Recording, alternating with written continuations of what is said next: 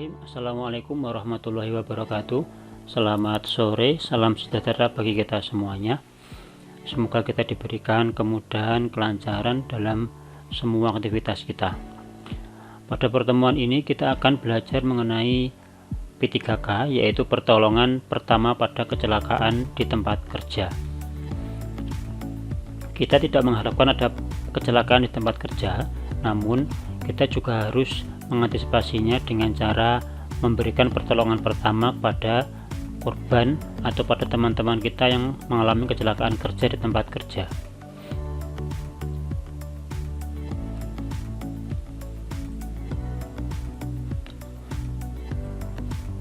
Pengertian P3K. P3K adalah pertolongan pertama yang harus segera diberikan kepada korban yang mendapatkan kecelakaan atau penyakit mendadak dengan cepat dan tepat sebelum korban dibawa ke tempat rujukan. Maksud dan tujuan P3K yaitu memberikan perawatan darurat pada korban sebelum pertolongan yang lebih lengkap diberikan oleh dokter atau petugas kesehatan lainnya. P3K diberikan untuk menyelamatkan nyawa korban, meringankan penderitaan korban, mencegah cedera atau penyakit menjadi lebih parah, kemudian mempertahankan daya tahan korban, dan terakhir mencarikan pertolongan yang lebih lanjut. Prinsip dasar tindakan pertolongan itu ada prinsip patut. Yang pertama adalah penolong mengamankan diri sendiri lebih dahulu sebelum bertindak. A. Amankan korban dari gangguan di tempat kejadian sehingga bebas dari bahaya. T. Tandai tempat kejadian sehingga orang lain tahu bahwa di tempat itu ada kecelakaan. Kemudian U. Usahakan menghubungi ambulan, dokter, rumah sakit, atau yang berwajib. Dan terakhir T, yaitu tindakan penolongan terhadap korban dalam urutan yang paling tepat. Kesiapan fasilitas pertolongan P3K di perusahaan. Yang pertama adalah personil. Yang kedua, buku petunjuk atau buku pedoman P3K ini harus ada. Kemudian harus ada kotak P3K, harus ada ruang P3K, kemudian harus ada alat angkut dan transportasi, kemudian harus ada alat perlindungan, dan terakhir harus ada peralatan darurat. Semua fasilitas ini baiknya disediakan oleh pengusaha atau pemilik sebuah perusahaan. Kemudian peraturan perundang-undangan yang terkait dengan K3 khususnya di bidang P3K yaitu ada pada Undang-Undang Nomor 1 Tahun 1970 Pasal 3 dan Pasal 9 Ayat 3. Yang kedua, Permenaker Trans Nomor Peraturan 03 Menteri 1982 Pasal 2 dan terakhir Undang-Undang Nomor 3 Tahun 69 Pasal 19. Undang-Undang Nomor 1 Tahun 1970 ini di Pasal 3 menyebutkan bahwa syarat-syarat keselamatan kerja untuk memberikan P3K. Kemudian di Pasal 9 Ayat 3 ini memberikan kewajiban membina tenaga kerja dalam pemberian P3K. Kemudian pada Permenaker Trans Nomor Peraturan 03 Menteri 1982 di Pasal 2 ini ada tugas pokok P3K. Yang pertama adalah pelaksanaan P3K, yang kedua pendidikan petugas P3K.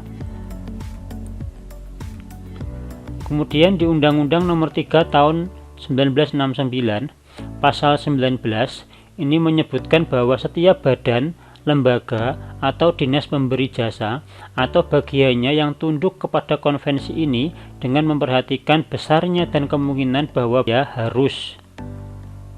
Yang pertama, menyediakan apotek atau pos P3K sendiri atau memelihara apotek atau pos P3K bersama-sama dengan badan, lembaga, atau kantor pemberi jasa atau bagiannya. Kemudian mempunyai satu atau lebih lemari, kotak atau perlengkapan P3K. Kemudian di Pasal 2 ini kewajiban pengurus atau pengusaha Yang pertama, pengusaha wajib menyediakan petugas P3K dan fasilitas P3K di tempat kerja. Yang kedua, pengurus wajib melaksanakan P3K di tempat kerja. Syarat-syarat petugas P3K di tempat kerja ini ada di pasal 3 Permenaker Trans nomor Peraturan 15 Men 8/2008 tentang P3K. Yang pertama, harus memiliki lisensi dan buku kegiatan P3K dari instansi ketenagakerjaan. Kemudian yang kedua, syarat-syarat pemberian lisensi petugas P3K di tempat kerja adalah yang pertama, bekerja pada perusahaan yang bersangkutan. Yang kedua, sehat jasmani dan rohani. Yang ketiga, bersedia ditunjuk menjadi petugas P3K. Yang keempat, memiliki pengetahuan dan keterampilan dasar di bidang P3K, dibuktikan dengan memiliki sertifikat pelatihan P3K di tempat kerja. Pasal 4, petugas P3K dalam melaksanakan tugasnya dapat meninggalkan pekerjaan utamanya untuk memberikan pertolongan bagi pekerja atau buruh dan atau orang lain yang mengalami sakit atau cedera di tempat kerja. Di pasal 5, petugas P3K di tempat kerja ditentukan berdasarkan jumlah pekerja atau buruh dan potensi bahaya di tempat kerja dengan rasio sebagaimana lampiran.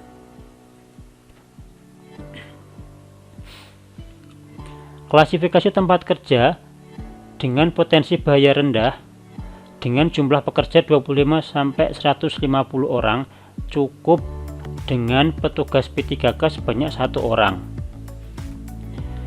Jika jumlah pekerja lebih dari 150 orang, maka jumlah petugas P3K-nya 1 orang untuk setiap 150 orang atau kurang. Kemudian tempat kerja dengan potensi bahaya tinggi, ini jumlah pekerja kurang dari 100 orang, ini cukup dengan petugas P3K sejumlah 1 orang. Kemudian jika jumlah pekerja 100 orang, jumlah petugas P3K 1 orang untuk setiap 100 orang atau kurang. Pengurus wajib mengatur tersedianya petugas P3K pada A. Tempat kerja dengan unit kerja berjarak 500 meter atau lebih. B. Tempat kerja di setiap lantai yang berbeda di gedung bertingkat sesuai dengan jumlah pekerja atau buruh dan potensi bahaya di tempat kerja. Tempat kerja dengan jadwal shift sesuai jumlah pekerja atau buruh dan potensi bahaya di tempat kerja. Pasal 8 ini mengenai fasilitas P3K di tempat kerja. Fasilitas P3K di tempat kerja meliputi ruang P3K, kotak P3K dan isi, alat evakuasi dan alat transportasi, dan fasilitas tambahan berupa alat pelindung diri atau APD, atau peralatan khusus di tempat kerja yang memiliki potensi bahaya yang bersifat khusus. Alat pelindung diri khusus adalah peralatan yang disesuaikan dengan potensi bahaya yang ada di tempat kerja yang digunakan dalam keadaan darurat. Peralatan khusus adalah alat untuk pembasahan tubuh secara cepat atau shower dan pembilasan atau pencucian mata. Fasilitas P3K di tempat kerja di pasal 9, yaitu pengusaha wajib menyediakan ruang P3K sebagaimana dimaksud dalam pasal 8 dalam hal yang pertama, memperkerjakan pekerja atau buruh 100 orang atau lebih. Yang kedua, memperkerjakan pekerja atau buruh kurang dari 100 orang dengan potensi bahaya yang tinggi.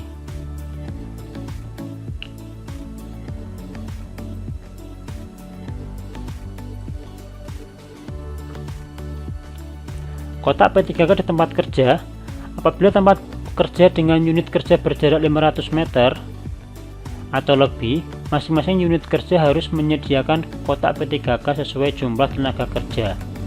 Apabila tempat kerja pada lantai yang berbeda di gedung bertingkat, maka masing-masing unit kerja harus menyediakan kotak P3K sesuai jumlah tenaga kerja. Satu kotak B setara dengan 2 kotak A. Satu kotak C setara dengan 2 kotak B. Jumlah dan jenis kotak P3K. Untuk pekerjaan 0 sampai 25, tiap satu kotak itu tempat kerja dengan faktor resiko rendah minimal satu kotak P3K bentuknya 1A. Sedangkan pada tempat kerja dengan resiko tinggi minimal satu kotak P3K bentuknya 2A. Untuk pekerja 26 sampai 50, faktor resiko rendah ini minimal satu kotak P3K bentuknya 1B. Sedangkan tempat kerja dengan faktor resiko tinggi ini minimal satu kotak P3K bentuknya 2B. Kemudian jumlah pekerja 51 sampai 100, faktor risiko rendah. Pada faktor risiko rendah minimal satu kotak P3K bentuk 1C. Kemudian faktor risiko tinggi minimal satu kotak P3K bentuknya 2C. Ini adalah tabel isi kotak P3K bentuk 1 ya. Di dalam satu kotak P3K ini minimal terdapat kasa steril terbungkus, kemudian perban dengan lebar 5 cm, perban dengan lebar 7,5 cm, plester cepat, kapas, perban segitiga atau mitela, gunting, peniti, sarung tangan sekali pakai, masker, aquades, povidone iodin, alkohol 70%, buku panduan P3K umum, buku catatan, dan daftar isi kotak. Ini yang bentuk 1. Ini merupakan rekomendasi minimum isi kotak P3K bentuk 2.